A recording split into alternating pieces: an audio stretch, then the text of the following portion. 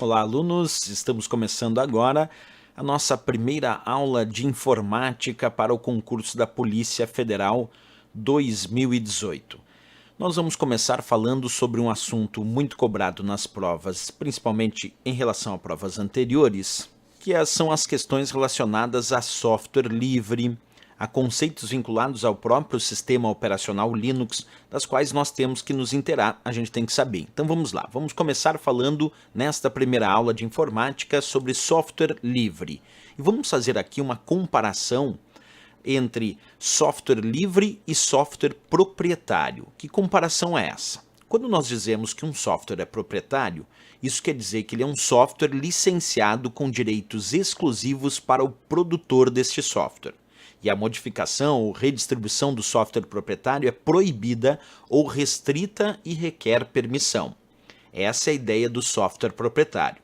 Eu poderia dizer que nesse mundo do software, nós podemos botar o software livre como uma oposição, então, ao conceito do software proprietário. Porque o software livre, como o próprio nome diz, é um software que oferece ao usuário a liberdade de compartilhar o software, estudar este software, e quando eu digo estudar, é estudar os seus códigos de programação e também modificá-lo de acordo com as suas necessidades. O que difere muito, então, do conceito de software proprietário. No software livre temos liberdades. Ele é livre não por gratuidade, ele é livre por ter liberdades. E as liberdades mais relevantes é o usuário poder compartilhar esse software com liberdade, estudar o código-fonte, porque o código-fonte é aberto, eu quero descobrir como aquele programa foi feito e também modificá-lo de acordo com as minhas necessidades. Essa é a base conceitual de software livre. E é muito importante que eu diga e repita isso. Quando falamos de software livre, estamos nos referindo à liberdade e não a preço. Então é muito importante saber que ele é software livre não em função de ser gratuito ou não. É a ideia de liberdade, liberdade para compartilhar, para estudar e também modificar o software de acordo com as necessidades. Nós podemos dar um belo exemplo de uma das licenças mais importantes no mundo do software livre, que formalizou estas liberdades e o próprio conceito de software livre, que é a licença GNU GPL, lá do projeto GNU do Richard Stallman. Essa licença GNU GPL, que hoje em dia é muito baseada e utilizada a sua versão 2, essa licença, entre outras coisas, abre aspas, diz o seguinte: a licença pública geral, GPL, foi desenvolvida para se certificar de que você tem a liberdade de distribuir cópias de software livre e cobrar por este serviço se você quiser. Olha que interessante, na descrição da própria licença GPL, a licença pública geral, que determinou bons parâmetros para o que hoje consideramos software livre, fica claro a ideia de liberdade, não obrigatoriamente a ideia vinculada a preço, cobrar ou não cobrar. Então, inclusive, é possível cobrar pelo serviço de distribuir cópias de software livre. A licença GPL, inclusive, indica essa possibilidade. Bem, e aí alguém pode me perguntar, essas liberdades formalizadas na licença GPL, nós poderíamos abordar algumas, né?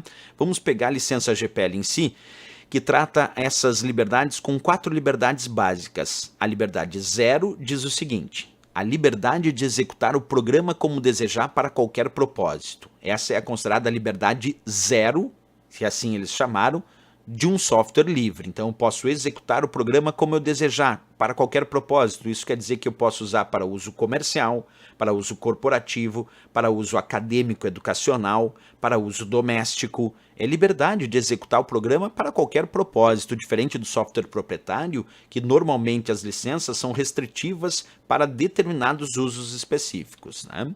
Bem, a liberdade dita liberdade 1 de software livre lá da licença GPL diz o seguinte: a liberdade de estudar como funciona o programa e adaptá-lo às suas necessidades. Isso ele chama de liberdade 1. E aí o acesso ao código-fonte é uma condição prévia para isso. Quer dizer, eu tenho que ter acesso aos códigos de programação, ao código-fonte daquele programa, que mostra como ele foi feito, para que eu possa então estudar como funciona esse programa e então adaptá-lo às minhas necessidades.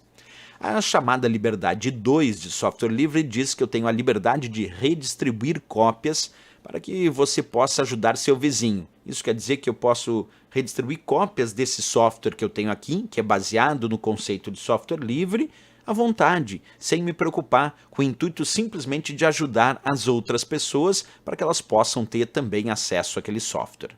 E a chamada liberdade 3, que é a quarta liberdade, porque começou da zero, é a liberdade de melhorar o programa e divulgar essas melhorias para o público para que toda a comunidade se beneficie. E aí o acesso ao código-fonte também é uma condição prévia para isso. Então, no caso do software livre, é muito trabalho colaborativo, porque se eu tenho acesso ao código-fonte, eu posso melhorar esse programa, deixando ele cada vez melhor e divulgar essas melhorias para toda a comunidade se beneficiar dessas melhorias que cada um vai colaborando para tornar aquele software cada vez mais seguro e cada vez mais usual para as pessoas. Essa é a base das liberdades lá da nossa licença GNU GPL.